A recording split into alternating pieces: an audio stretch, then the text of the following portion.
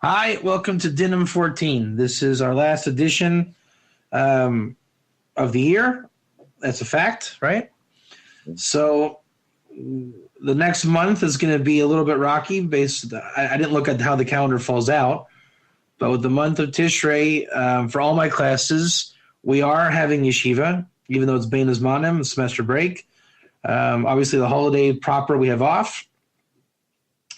And we'll try to meet as usual and scheduled if it doesn't fall on the actual holiday days itself. Intermediary days of Sukkot, I intend to broadcast from my sukkah. Other than that, that's it. This is a year conclusion. There's no more classes until next year, which is another couple days away. So, mazel tov for everyone for having a really awesome year. Just go ahead and throw out some. I guess, what happened. I mean, Jacques, I started the year by you. We went to London and then South Africa, for those that don't know. And then we had an American tour across from Chicago to New York with some stops in between in Montreal and Cleveland. And then we had the Texas conference with James Rogers, right? And a conference in Philadelphia and Baltimore. So it's been a good year, and I'm looking forward to continuing next year. So we'll see where Dinim goes next year. We're going to finish today, this whatever you call it, I don't know, it's mini cycle, whatever it is, with Beta 16a. I don't know how much there is to this. I mean, I opened up a massive chunk of information here. So I don't know if this is going to be a partial one-off, if we'll continue it next year. We'll see.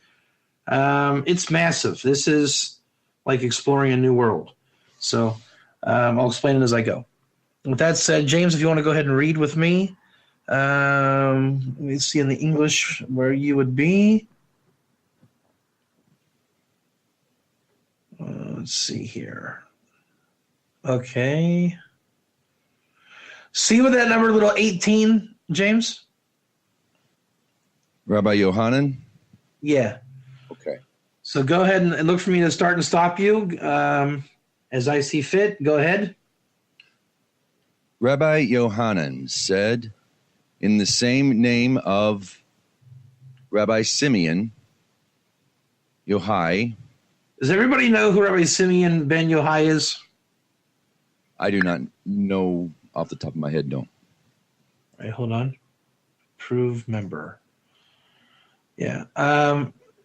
Jacques, Justin, Dale. Does anyone know who Rabbi Simeon ben Yohai is? 1 2 2 1 1 1 1 2 2 2 Jacques. Hello, Jacques. All right, Jacques knows. So James Rogers and Justin Becker. Have you guys ever heard of the Zohar? Absolutely. Who authored the Zohar? Would it be Rabbi Simeon ben Yohai? Yes, it would. And in Hebrew, we call him Rabbi Shimon Bar Yochai. He is buried just outside of Sfat. I've been there a lot of times. It's called Mount Meron. And I'm bringing it in for no reason other than the fact that he's mentioned here. Keep going. Every commandment, excuse me, which he bestowed upon them in secret, for it is said, it gave to them publicity, except the Sabbath, which he bestowed upon them in secret, for it is said, it is a sign between me and the children of Israel forever. Stop. All right, so in Hebraic terms, all the mitzvahs were given to them, to the nation of Israel proper, by God. He gave it to them in the open, except for Shabbos, that he gave it to them in private, as it says in Exodus 31:17. Between me and between the children of Israel. As you know, children of Israel usually is what we call Jewish proper, as opposed to the people. This is the Bnei Yisrael. It should be an eternal sign. Go ahead.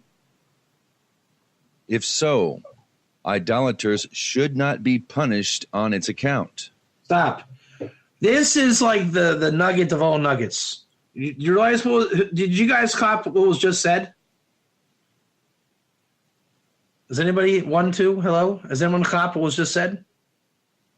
It's very subtle. What was it? Justin B. Jacques, what happened? James, what happened? We can't punish somebody for missing the Sabbath. Who is a somebody? A non-Jewish proper. Right. So that is the word nachrim in my version, the nachri. So apparently we cannot punish a nachri for not keeping Shabbos. Everyone good? Good. All right. Keep going. The Sabbath he indeed made known to them. So Shabbos was made known to the nachri. What's the nafkamina? I mean, what's the conclusion you can draw then? If Shabbos was indeed given to the nachrim? Then we should probably recognize it. There you go. Jacques, Justin? All right, so Justin B., Jacques, and James, everyone's understanding the conclusion here. Yes. All right, that's a big deal, isn't it? Yeah. So just go back to get a full head start where the Nachrim should not be punished, but go ahead and read it through. From 18? No, from where after the whole B'nai Israel, it's a sign forever, and it said, like, if so, then the Gentiles or whatever it says, the peoples should not be punished. Yeah, if so, 19. There it is. I'm seeing it now. 19. Gotcha. If so, idolaters should not be punished on its account. Stop. That's a full stop. Then continue. The Gemara changes pace. Go ahead. The Sabbath he indeed made known to them, the idolater, but its reward he did not make known to them. Okay, so apparently the Jews know the reward, and the idolater, the Nachri, Nachri doesn't necessarily have to be an idolater in terms of the connotation. It really is the classic non-Jew. I looked up the definition a while back of Nachri. It really is like the antithesis of Israel. It's non-Israel. That's a very strong connotation. Continue. Or you can say its reward too he made known to them, but the enlarged soul he did not make known to them. Okay. There's something called the Neshama Yisera, the additional soul that a Jew receives on Shabbos. I wish you guys had the Rashi to read because it would be nice. What the basic premise of Rashi here and another place that mentions it, that on Shabbos, the quote he says here, the Jewish person / soul, his heart expands for rest and for joy, and more ruach, spirit or air comes in, and his nefesh, we talk Kabbalistically here. We're going to keep it simple. Don't be like, where's Medayek, but like exact my words, because there's many ways it can go. That's why it's a challenging class tonight. But his bodily limits don't block him. They don't make a problem for the process. So in the tractate of Tainus, which is another tractate of the Talmud, basically what it is that when you eat and drink on Shabbos, it allows for your mind to expand. It's where the physical and the spiritual interface. And what the Talmud is suggesting here is that the non-Jew doesn't know about the Neshama Yisera, which is the additional soul. And therefore they know about Shabbos and about the reward of Shabbos, but they don't know about the Neshama Yisera. Now, where are you guys holding right now? And I'm asking because there's so many places you can go from this. That's why I'm a little bit like disturbed. This is a huge wisdom here. Anybody have any thoughts or comments, James, Jacques, Justin, anyone, of just where you think it could go or should go? My first instinct is deals with human potential. Okay. And because I've noticed in my own experience that the closer I get to Israel, the closer I get to Torah, the more aware of my world and my own actions I'm made. And I would say that is definitely, like, if I were to be able to convey all the things I learned tonight that I learned for this topic, and I were to not give the class, and I would just have like a tag phrase on my brain, that's what I would say is what you just said. You know, I don't know if I'm going to be able to give over all the things that I prepared, but yeah, 100%. That's the answer, 100%. And that's what Nilvah is. That is what Nilvah is. It's about attaching for. I'm not going to put re-say what you said because you already said it fine. What you just said, that is Nilvah. That is the Nilvah Ger, and that's what's going on here. And why is it Nilvah Ger? Isaiah 56:3 is about keeping the Shabbat. So 100%. That's it. Jacques, any thoughts? Justin B, Aaron, any thoughts?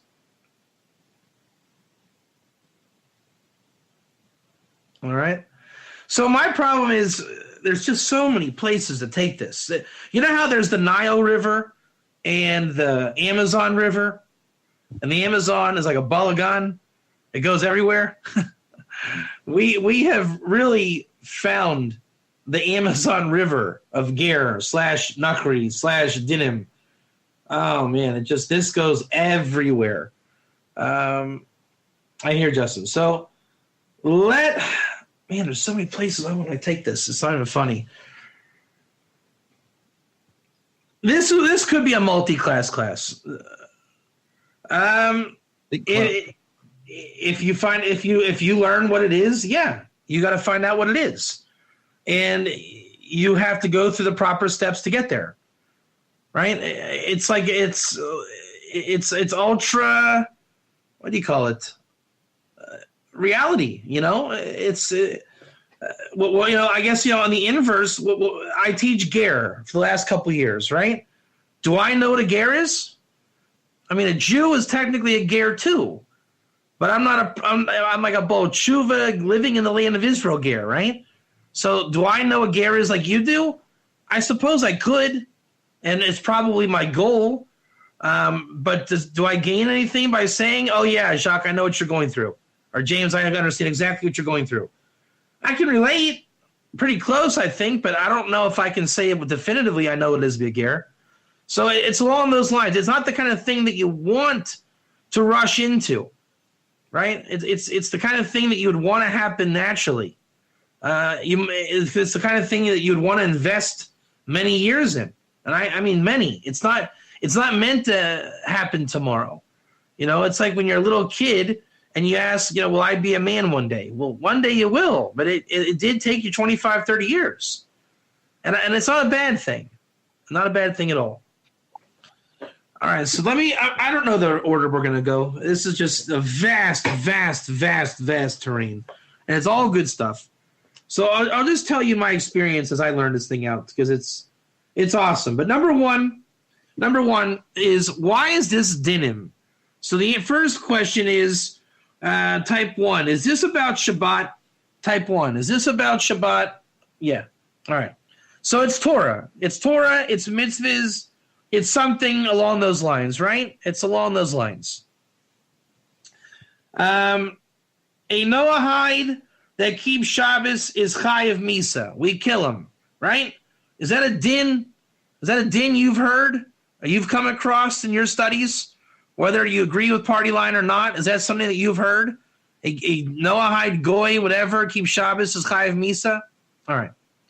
So we can already justify that in the Dinim class, we're looking at a proper din, right? You kill the Noahide who keeps Shabbos, correct? Everybody give me a nice healthy one. All right, so now what are we doing? We, in Dinim class, we want to find out, is that true? Is that what it means? Where is it from? What's the source? Type 1. And when we look at all the material, which, again, I don't think we're going to get through it all this year, obviously tonight, but this will probably be one that we continue when we come back. Because if I'm not mistaken, we're going to have Dinim next week, right? It doesn't infringe on any holiday. So we should be able to have Dinim class next week. When we find the din, are we looking for the Akum Torah? Everyone give me a healthy one. We're looking for the Akum, right? So we want to say that the non-Jew, Akum, idolater, goy, that character, he is killed if he keeps Shabbos, right? I mean, a big healthy one here. And when we find that din, our goal, even if you want to say we have an agenda, nice healthy agenda, or it is our belief that there's Ger Torah around that law that helps us understand better that law, that din. Is that a true statement? So then if we're going to continue on that way, should we find Ger Torah here? Now, I didn't see any in the text of the Talmud, and I don't think you did either. But if I look hard, would I find Ger Torah, do you think, if this is true? If this theory of mine, if you want to call it a theory, is true? So then what did we find? We found Jews, and how do we know they're Jews? They're called Bnei Yisrael. And we found Nachrim. Nachri, we know, is your Akum, Goy, idolater. It's definitely not Jewish, and it's not on a positive note like the Nilvah Ger, right? All right. So now the mission is to understand the svara of this Nachri, who apparently he has some kind of thing going on with Shabbat. And how do we derive his laws, i.e., where's the hidden Ger Torah that allows me to understand Nachri Torah? You guys with me? And if we're saying the Nachri is related to Shabbat, shouldn't we find that Rambam in here? Do you think the Rambam's world of the goy that we kill for keeping Shabbos, should we find that flavor of that Rambam in here? What do you think? Would you be surprised if we came across that Rambam? Would anybody be surprised? So if you're not surprised, then if it sounds like the Nachri keeps Shabbat, doesn't that raise some questions? How in the world does the Nachri keep Shabbat? And it's a Nachri. It's not even like a Ger Toshav. It's a Nachri. So these are the questions. And I think now you can see how I've opened it up. There's so much here, it's blinding.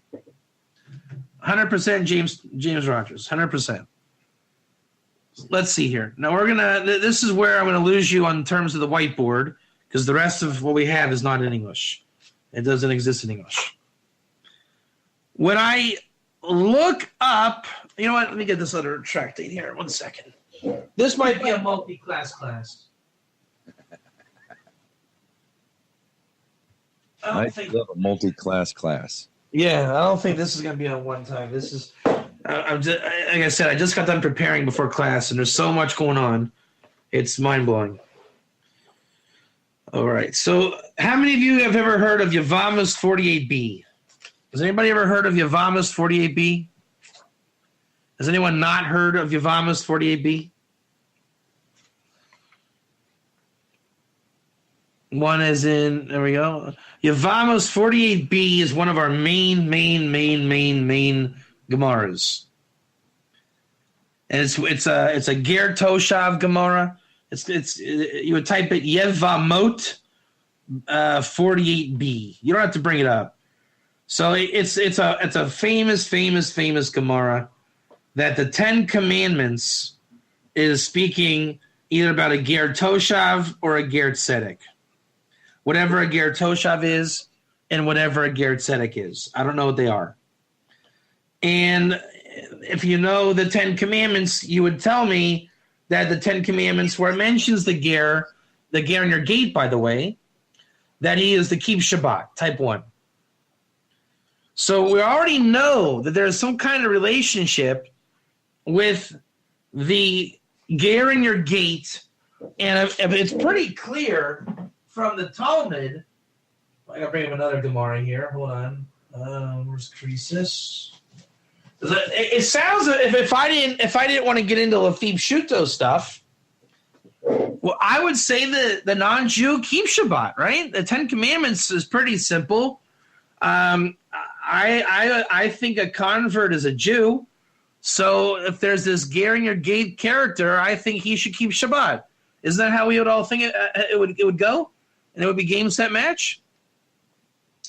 So remember that the Talmud Bavli, the Babylonian Talmud, Rashi and our friends, they're all speaking in Lafib Shuto, the rabbinic reality, and the rabbinic code, rabbinic jargon. That's not a bad thing. It just means you have to know what the thing is. Because when you look at the Torah itself, the Ger in your gate, that is not a Lafib Shuto statement. The rabbis have engaged in Lafib Shuto, and they call their style and system Lafib Shuto. One is a legalistic view, one is a biblical view, and both are valid. You are allowed to look at the Torah legalistically. You are allowed to look at the Torah biblically. You cannot derive halacha from the Bible, and you cannot derive Bible from the halacha. Do you need halacha? Yeah. Where you need halacha, you need halacha. Do you need the Bible? Yeah. Where you need the Bible, you need the Bible. What you have is what's called two different aspects of Torah. And guess what? There's a lot of other parts of Torah too. There's something called Midrash, Agadata, Halacha, Kabbalah, Chassidus. There's a lot of aspects of Torah.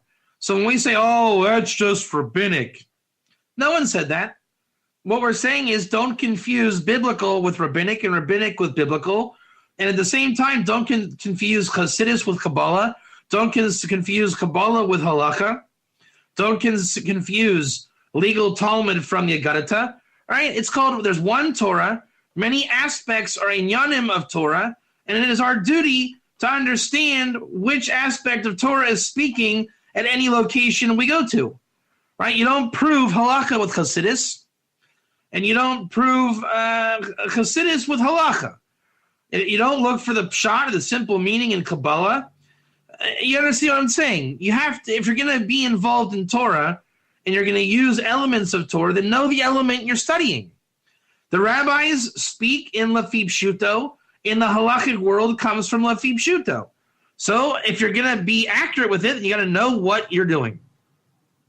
Therefore, when we look at the Ten Commandments, Ger, with Lafib Shuto, all we know is that Lafib Shuto is called Ger Tzedek or Ger Toshav.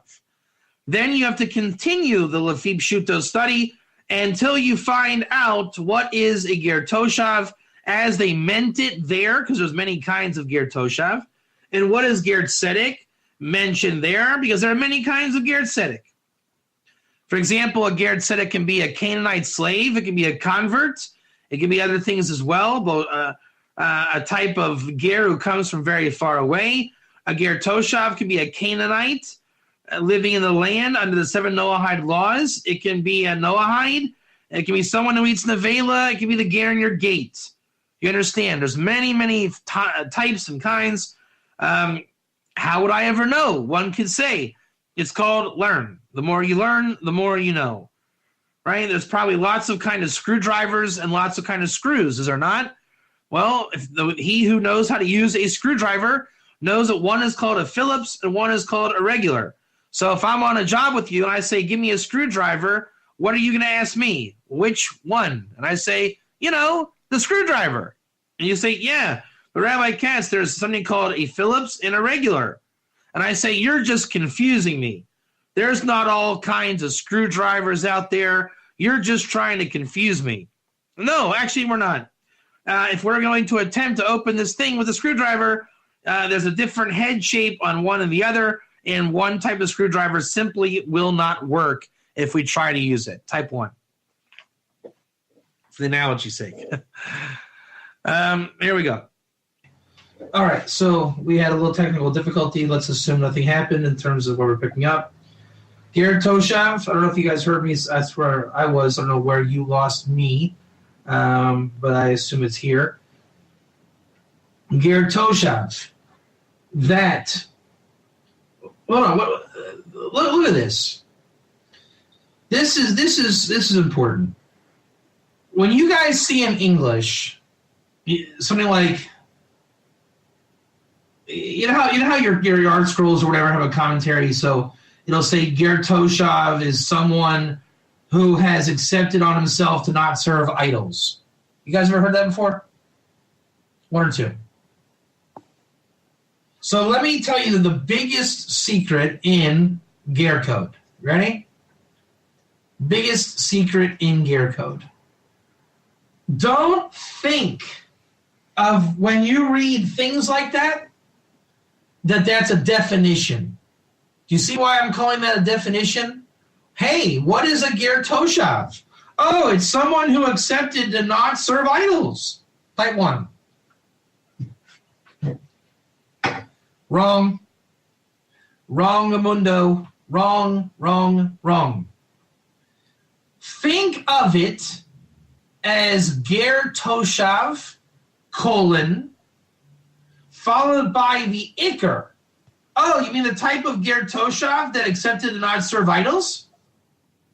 1 or 2. And if it's a 2, you better type 2. Do you understand what I'm saying? Ger Toshav, Iker, meaning, oh, the type of Ger Toshav that accepts not to serve idols? 1 or 2. Everyone? What would another type of Ger Toshav be? If not one that accepts to not serve idols. What is another type of Ger Toshav? Go ahead and say it or type it. One who accepts upon himself the 7 laws. Very good. Give me another one. One who eats the vela. Okay. So every time you see, oh, one who doesn't serve idols. Oh, one who keeps the 7 laws. Oh, one who eats the vela. Are those just kind of like redundant definitions? Or are they categorical Ger Toshav? I would say categorical. Categorical. Does that mean one is better than the other? No. No. Does it mean, oh, I'm better because I don't serve idols and you're just eating the velas? They're just categorical for the sake of categorical. I'm a man with dirty blonde hair. What color hair do you have? I mean, it doesn't matter. It's okay if it's dirty hair, blonde hair day in Detroit. Okay, if I happen to be in Detroit, then I guess I qualify, don't I? So it really depends on the discussion. If we're talking about blah, blah, blah, not serve idols, blah, blah, blah, but no goyim. No goyim, but a Ger Toshav who doesn't serve idols, blah, blah, blah. It's right. It's a qualification to whatever Indian we're talking about. So Ger Toshav shekibel alav shalol avoid avodas chaychvim. Yeah, everyone misunderstands the Avodah Zorah 64b, 3 opinions. One who doesn't serve idols, one who accepts the 7, and one who eats the vela. Is that a machlekes in that Gemara? Is it like they're trying to figure out which is the real Ger Toshav? Or maybe they're explaining to you 3 different types of Ger Toshav. One who, for whatever reason, doesn't serve idols, like we're about to find out here. One who accepts the 7, and one who eats the vela, right? Here, the one who does not serve idols, and by the way, and eats the velot, he eats the vela, the Torah has warned him or cautioned him, or in other words, let him know about Shabbos. That if he desecrates Shabbos, he's like an idolater, literally. That's pretty interesting, isn't it? Sounds familiar also, doesn't it? Sound familiar? 1 or 2. Sound familiar? If this Ger Toshav who accepted to not serve idols, if he since he knows about Shabbos, if he breaks Shabbos, he's considered an idolater. This is the Rashi and Yevamos 48b, and we're going to refer to this for all of time, Rashi's Shita. Shita means view. It's Rashi's Shita. You can call it Rashi's non-Jewish Shabbat, whatever you want to fill in those blanks with. Okay? Everyone give me a 1 or 2? 1 or 2? Hello. Hey. All right. And, of course, the Tosfos commentary will bring it up. This Ger Toshav, Rashi says that he accepts to not serve idols and the whole Shabbos like a goy thing. V'kasha, it's a problem. The im kain nafishi lahu mesheva mitzvahs. If he is back, what do you call that? Echo. If he is ger toshav ing, like a 7 law follower ger toshav,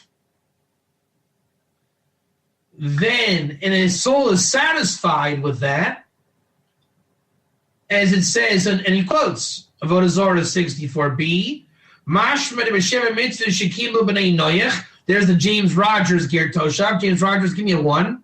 That was your ger toshav that you brought up. Ikari ger toshav, we call him ger toshav.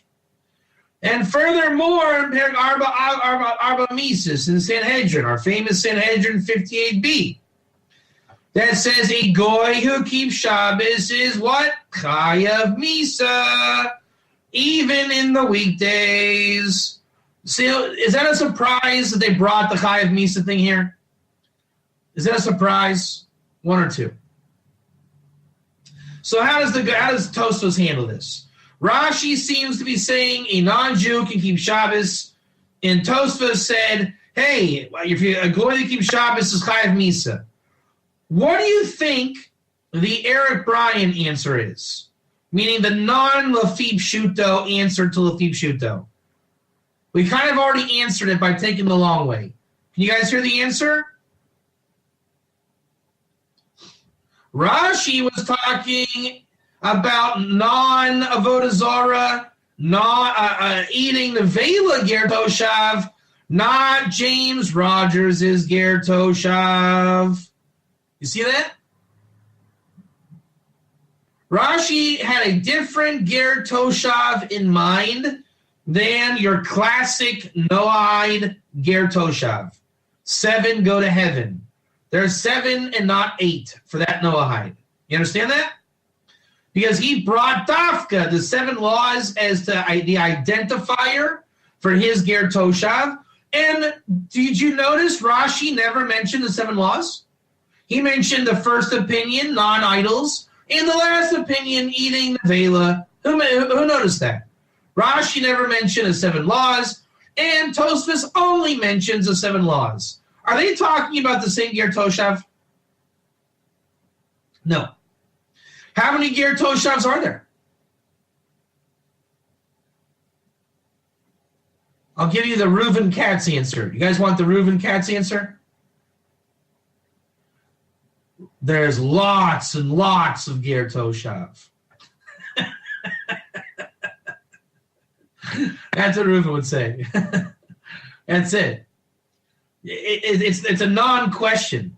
It's like, I think it was you, James, that said a little bit ago, right? It's where you qualify or whatever that word you used was, right? It's where you plug in. It's where you're at. It's your coordinate, you know? Let's finish Tosfos' thing here. Kol shekain b'Shabbos u'perek dal mechusrei kapara ka'amar Rabbi Akiva de Ger Toshav ve'im muzar ala Shabbos nir da'hacha ba'isi malach v'tzorek Yisrael tumi devayne pashmin masecha. He's going to quote another Talmud. Hey, anybody know what Talmud he quoted? Anyone? I'll give you a hint. It rhymes with misos. And it rhymes with Risos. Krisis 9a.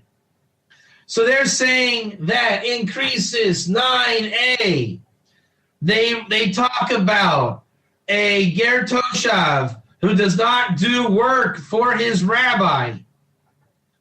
And what Tosfos is saying, how can Rashi's not ger toshav keep Shabbos?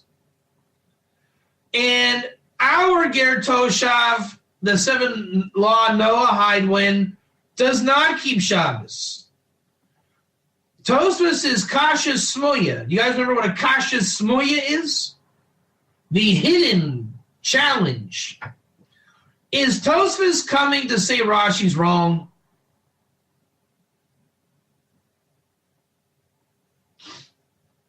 No.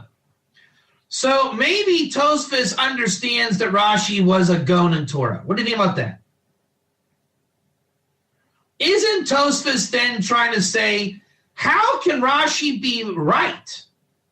But like literally, we want Rashi to be right. Do we want Rashi to be right? Don't we assume Rashi kind of knew the Indian? And isn't Tosfos talking about a different ger toshav than Rashi? But isn't it a good havamina for Tosfos to say, hey, maybe my ger toshav keeps Shabbos as well. Rashi's ger toshav keeps Shabbos. I think maybe my ger toshav keeps Shabbos. How does Tosfos' ger toshav keep Shabbos? He says, hey, did you guys ever learn Krisis 9a? And you know how over there, one of the definitions of ger toshav Shabbos is don't make coffee for your rabbi on Saturday morning? That is what my 7 go to heaven Noahide, that's how he keeps Shabbos. He doesn't make his rabbi coffee. So does Tosfos' ger toshav keep Shabbos? Type 1. Type 1. It's a Krisis 9a, one opinion there. There's 2 opinions there, at least. But one of them is our ger toshav, who's a Noahide. He's distinguished as a Noahide, not as eating the vela or rejecting idolatry. I.e., he's not necessarily the ger in your gate, is he? Because you're not giving him the vela, and he's literally not the ger in your gate. He's a 7-law Noahide. He might be a worker, an Evid. Could be just a 7-law, and the guy doesn't want to do more. Is this not a beautiful tapestry of ger toshav already? I mean, look at that. All we did was start off with the Havamim of Shabbos, go into Rashi's Shita, look at Tosfos, not look for an argument, expand our mind with ger toshav, and look where we're at. What do you think? What do you think? I think it's pretty amazing. And so now we got to go look at Krisis 9a. We got to look at Krisis 9a. Hold on. Okay, Krisis 9a. What was that? That is Yavamas. All right, now Krisis 9a. You know, what's really getting me going here today, I told you starting class was a challenge. There's a billion ways I told you could go, right? And my only issue was, were we going to get a bona fide chiddush? And I couldn't see it. It was such a big playing field, I couldn't see the bona fide chiddush. I think we just got the bona fide chiddush. What do you guys think about that?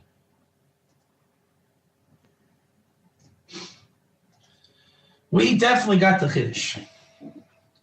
So now, when we are in Krisis 9a, all right, I saw the microphone again. Okay, I don't know if any of you have ever actually read through Krisis 9a, but let's read it for the sake of discussion, because we like to take the long route. Ger toshav is allowed to make malacha, you guys know malacha, the creative work, like making a fire, writing, on Shabbos for himself, like a Jew on Chol Moed, intermediary days of Sukkot. Rabbi Akiva says like a Jew on a holiday time. Rabbi Yossi says ger toshav makes on Shabbos for himself, like a Jew on the weekday. Rabbi Shimon said one ger toshav and one of the chokavim.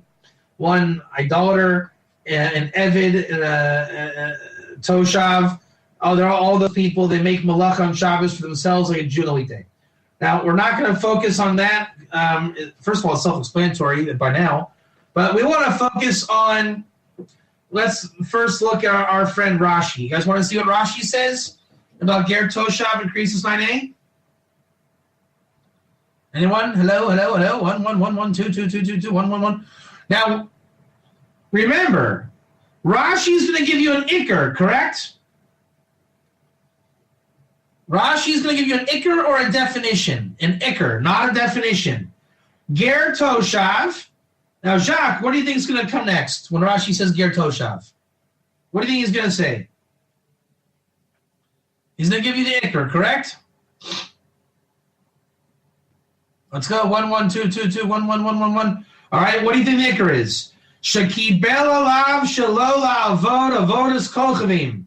Look at that. Everybody, Rashi's Ger Toshav increases 9a. Look what it is. Is it a bad, like, 7 go to heaven Noahide and Evid? Or is it a good, is it the, where are we at? The Ger Toshav, the non-idolater who is going to keep Shabbos? Which one? Right? It's our good one, correct? Ger negate. It's what's in Rashi, so it's hard to give over in English in terms of putting on the board. But here I'm saying it's your ger and your gate. It's your positive. It's a positive ger, correct?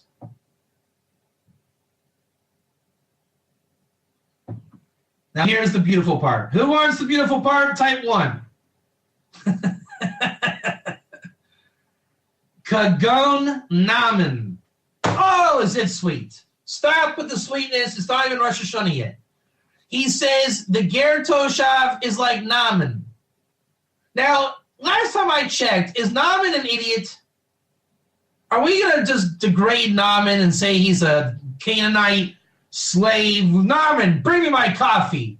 You're not even on the level of a Shabbos goy. Bring me my coffee, Namen. Right? This is Namen. Namen. So Rashi's Ger Toshav of our famous Krisus 9a. Who is it? Give me a big, loud version of who it is. Type it through. Let's go. Naaman. Is that if that people? If you don't think this is beautiful, then I don't know what to tell you. I don't know what to tell you. I mean, I don't know what to tell you. So we got to read Tosfos. Now we got to read Tosfos. And what's Tosfos? Now pay attention to the inflections of Tosfos, correct? Ger Toshav oisei malacha la'atzmo. Ger Toshav makes malacha for himself. From here, the kasha is, hey, anyone ever hear of Yevamos 48b? Anyone ever hear of Yevamos 48b? Are you surprised that Tosfos is telling you to look at Yevamos 48b?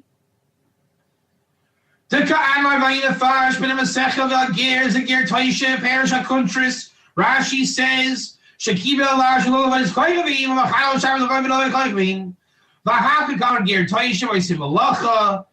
okay, so he's saying Rashi over there says that this idolater keeps Shabbos.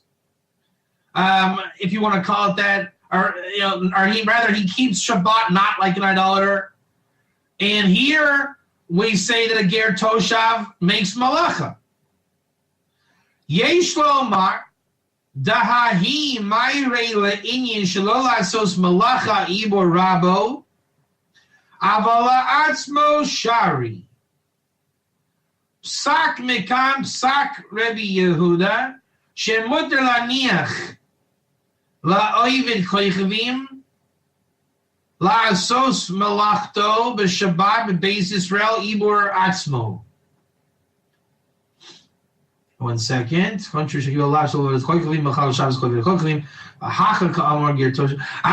it is. There it is. Tosfos understands. Hey, Rashi, You were talking in Yavamas about a good guy, right? And here in our Gemara, it's Ger Toshav, and he's doing malacha. And according to Rashi, Naaman, good Ger Toshav. Remember our guy in Beitza? Look at your Gemara on the whiteboard. The Nachri keeps Shabbos, correct? The Nachri keeps Shabbos, correct? In a loose kind of way of saying this. Type 1. And Rashi in Yavamas 48b is going to call him a Ger Toshav. And a Ger Toshav like Naaman. And what we learn from Rashi here is that our positive ger, he is going to break Shabbos in the prescribed way. So when he says keep Shabbos, it's not a bad thing that he does malacha, right? Tosfos says, yeah, sure, koyach Rashi, that's beautiful. And over there you called it ger toshav, deviating a little bit from Beitza. And here we're going to call it ger toshav, deviating a little bit from Beitza, who called it nachrim. Nachrim meaning non-Yisrael proper. And Tosfos is going to say, but here, ger toshav makes malacha, whereas over there, it's just talking about Shabbos. In Yavamas 40b. So he says, here we're talking the Indian of making malacha for his rabbi. He cannot make malacha for his rabbi, but for himself, he can make malacha. So the Ger Toshav is allowed to make malacha for himself. Psak mikar psak Rabbi Yehuda shemutar l'niach ovid koichvi masos malach. So we learn, he says, from here, we derive that a low Ger Toshav, remember him, our friend the Nachri? And there are some Ger Toshav on the level of Nachri.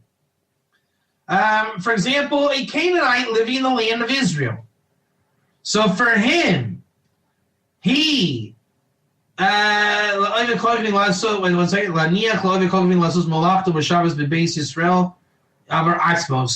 he can make malacha for himself, but not for his rabbi. The rabbis argue, no.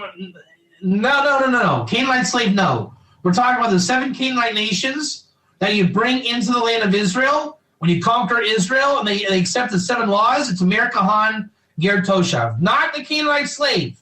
There's a Canaanite nation and a Canaanite slave. The Canaanite slave is called a Ger Tzedek, and he must keep Shabbos. You cop? Do not confuse the two. So here we learn the laws of Shabbos Goy by this guy. And there's a question about the Nachri and Shabbos Goy. That's the Rebbe Sicha. Remember me quoting the Rebbe Sicha? Remember the Rebbe Sicha? All the arguments on the Shabbos Goy is taking your Nachri, like our Gemara in front of your face here on the whiteboard. Because that Nachri has Shabbos, can you use him as a Shabbos Goy or not? What's the pshat non-lafib shuto, Jacques? Right, what's the pshat lafib shuto, Jacques? He has to be a Ger Toshav to be a proper Gentile. You understand why I use the word Gentile when I explain it lafib shuto? It's lafib shuto. It's not meant to be real. We're saying non-Jew. Non-Jew, just kind of flat answer. So there's 2 kinds of non-Jews. Those that we allow to be Shabbos Goy, and those that we don't allow to be Shabbos Goy. One is called a Ger Toshav, one is called a Nachri. You see how there's levels and levels and levels within levels when you play with Lafib Shuto? So to call a Ger Toshav a Gentile or a Goy can actually happen in Lafib Shuto when you're describing Lafib Shuto matters. Because why? What you're saying is that even the Nachri knows about Shabbos. So you have a concept of a Nachri not being a Shabbos Goy. I know it's hard on the eardrums, right? This is why the rabbinic words are hard to understand. You must know the inyan. There's an inyan behind every story. There's a world behind a world. The reason why we're bringing the word nachri into it is because the nachri is really not supposed to be a Shabbos goy. There's no such thing as the word goy by Shabbos and non-Jews. But in Lafib Shuto, it goes a little bit crazy. The nachri does not have to keep Shabbos by the Torah law. We understand rabbinically that we're starting to see it here. This is the din. This is the question rabbinically. Here's your. We're going to close on this note here, and then we're going to continue next week. Ready? Remember, is there such a thing as the 7 laws of Noah? Here we go. Now we're to the perfect spot. Is there something called the 7 laws of Noah? A Noahide is an akum, type 1. A Noahide is an akum. The Noahide akum, by the Gemara in front of you, he has some kind of Shabbos going on, type 1. That's already called a din, isn't it? That is already called a din, isn't it? And we learned that din from Ger Torah, did we not? So for the Noahide law, all we need to know, what level does our Nachri become Shabbosdik? Or does he remain ignorant of Shabbos? Type 1. That would become what we call Noahide law proper. Type 1. And that's, ironically, I might be wrong what I'm about to say. I might be wrong. I don't think I'm wrong, but I might be wrong. I'm guessing that this law is not in the Divine Code English. Has anyone read the Divine Code English from cover to cover? You have? Okay, so is this law of the Shabbos Goy in there, James Rogers, as I'm explaining it? That a Nachri coming into Shabbos awareness, whether he is aware or unaware, makes him either prohibited or permitted to partake in Shabbos, either for himself or as a Shabbos Goy. Is that in there?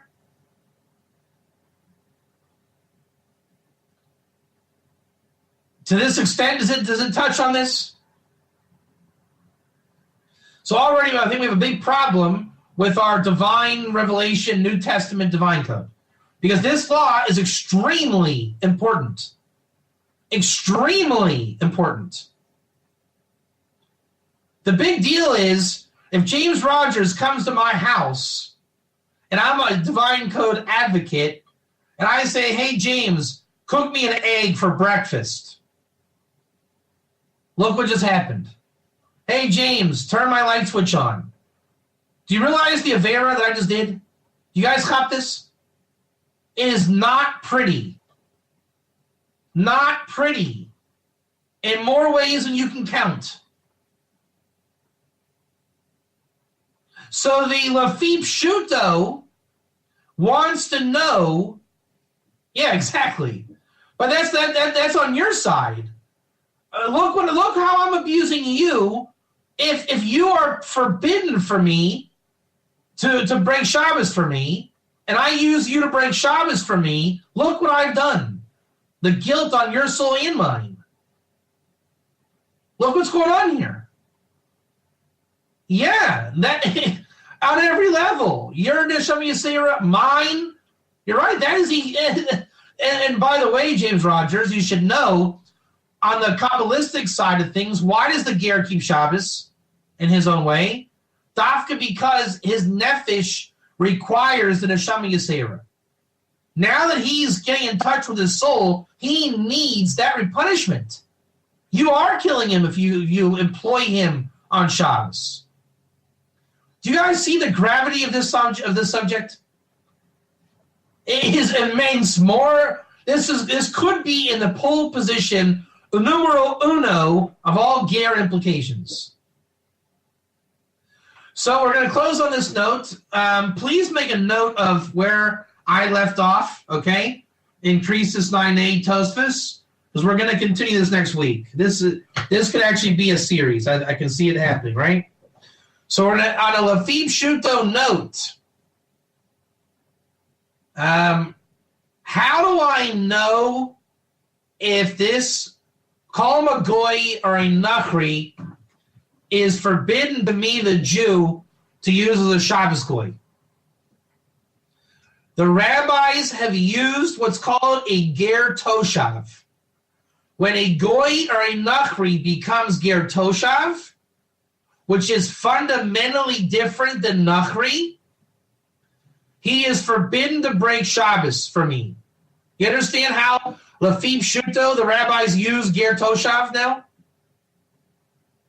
So in a perverted way, the Nachri that knows about Shabbos is called a Ger Toshav.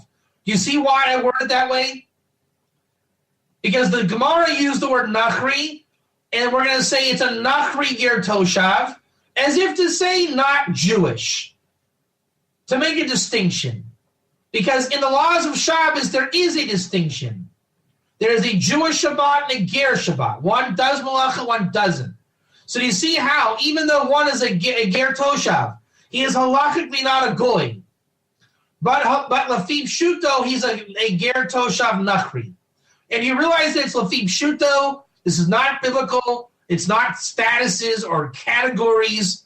It's jargon to understand the framework of the rabbinics in Lafib Shuto, so that really we have Dinim for a Noahide. You understand that? It's words that the Noahide Akum has his Dinim. Because if you are a Ger Toshav Nachri, that's just jargon for you in what really is Din Yisrael. You're a fourth house Ger. You see the distinction? How it's not? It looks like a contradiction, right? On one hand, biblically, you're fourth house Israel Ger. But Lafib Shuto, it gets a bit derogatory, but not because of you. Because what you are being contrasted with is the Akum Noahide. For example, an Israelite would be called a stranger or a czar compared to me, the Cohen. You got this? So no one said rabbinics makes you feel good. But the jargon is necessary to draw distinctions, which I find ironic that the naysayers say that we blur the lines of Jew and Gentile. No, actually, Ger strengthens them, but a billion times over in different ways. It's called mochen. It's called mentality, intellect, boldly. It's right. Anyways, James or Jacques or whoever, Justin, if you can please make a list for me so that I don't lose track. Okay, just cover what, like bullet points, what we did today. Beitza, Rashi, Yavamas, Krisis. And next week we have to do Rav Littner, Rambam Ger Tzedek, Tosfos Ger Tzedek, and Isaiah Ger Tzedek, and the Marsha and the Maram Shif. All right, this is all in the recording. You can extract that from the recording. Man, I'm telling you, do you guys see how big this is? This is really awesome. You can see I got my voice back in this class after the technical problems.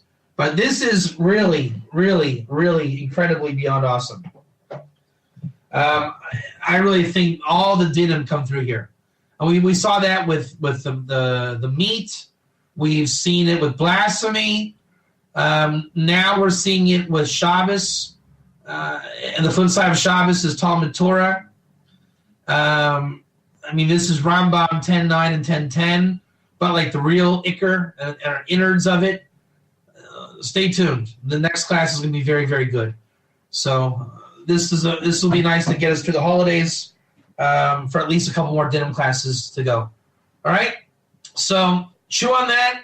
You have plenty to meditate on for the new year. And, yeah. So, I already know. What we came up with today is, I don't know. How would you guys describe what we did today? How would just give me some words of closure here. How would you, what happened today? We learned Noahide law, right? We understand that the Nachri is supposed to get Shabbos awareness, which means he's going to lose his Shabbos goy. He's not meant to remain a Shabbos goy. We learned a din for Noahide. We learned it from Ger. We got Ger. Human potential. I don't know. We covered a lot. Non-Jews have the Shabbat. It's different than Jewish Shabbat. They have Neshama. They come into their Neshama Yisera. I mean, but you have to realize there's so much more. It is going to blow your minds. So I guess the bottom line is there's non-Jews and Jews. In the non-Jews, there's Shabbos non-Jews and Shabbos goy non-Jews. The Shabbos goy non-Jew is meant to become a Shabbos non-Jew. And it's very clear we are to give them Shabbat. Is it a Jewish Shabbat? No, it doesn't need to be. It's a Shabbat for them. They need to learn that they are a potential Shabbos goy only because they're being exploited for not knowing what Shabbos is. And you can partially blame them, right? The search is on every individual. God made it known by now. Everyone's heard of Sabbath. Every Christian, Muslim, Jew has heard of Sabbath, right? You have to ask yourself, if you're in a church, why is it on Sunday if it's really Saturday? The New Testament or the Old Testament's available. Everyone can know it. It's our job to spread the consciousness, get people moving, and really make everyone ger toshav, which means no more Shabbos goy. Come into Neshama Yisera. Once you lose Shabbos goy, that's the Tosfos ger toshav, which is kind of like that Nachri still. And the goal is to get to Rashi's ger toshav, which is not a call to ger toshav anymore. It's called be like Naaman. You want to know what it's about? It's about being like Naaman. Once you're like Naaman, you got your mazel, your potential, you're working towards your Neshama Yisera, you're working in Torah, you're a Nilvah ger, Isaiah 56:3. Terminologies don't matter. They're just part of the signs and territory of where you're going. You're going with Hashem. You're attaching to God. You're attaching to Israel, attaching to Torah, attaching to holiness, growing. And from that goes to the world to come, because we're at the end of days at that point. When people start getting on that trail, that's the end. That's where we want to be. The world to come comes to this reality. The world is just congregants of servants of God. I mean, what else is there? So there you go. How's that to chew on for Rosh Hashanah, huh? I mean, I feel guilty explaining it in rabbinic terms because it's not a rabbinic thing in terms of rabbinic terms. It's a biblical thing. It's called the ger in your gate. It's called going to the temple and hearing the Torah being read. Right? If just quote the prophets, it's called being Nilvah to Hashem.